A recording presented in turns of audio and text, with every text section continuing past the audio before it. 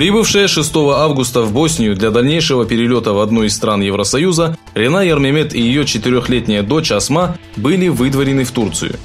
После приземления в аэропорту Стамбула Рена, родившаяся в 1985 году в Восточном Туркестане, выложила в социальной сети видеозапись, на которой она утверждает, что ее вместе с дочерью депортируют в Китай.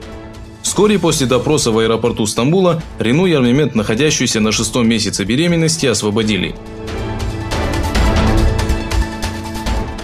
Глава комитета по делам Гонконга и Макао при Государственном совете Китая Чжан Сяоминь заявил, что с момента передачи Китаю, состоявшемся в 1997 году, Гонконг не сталкивался с таким серьезным и масштабным кризисом, который наблюдается сегодня.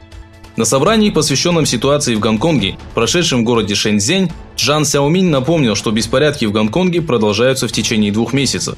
По его словам, число демонстраций, перерастающих в погромы, растет с каждым днем. Примечателен тот факт, что на собрании, в котором приняли участие гонконгская делегация китайского правительства, представители Всекитайского народного собрания и члены политического консультативного совета Китайской Народной Республики, не были приглашены представители оппозиции Гонконга.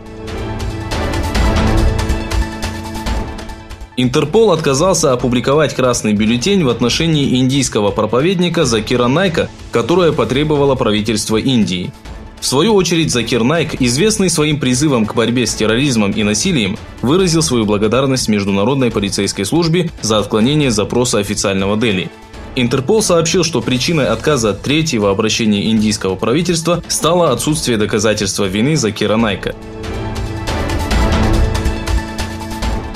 Силовики Киргизстана организовали спецоперацию по задержанию бывшего президента Алмазбека Атамбаева. Во время перестрелки между сторонниками Атамбаева и спецназом был убит 1 сотрудник полиции и ранено не менее 30 человек.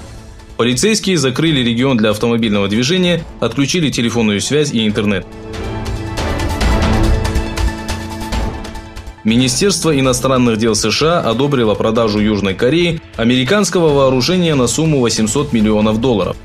Агентство по оборонной безопасности при Пентагоне сообщило, что запрос Южной Кореи на покупку многоцелевых вертолетов 12 MH-60R и соответствующего снаряжения был представлен на утверждение в Конгресс.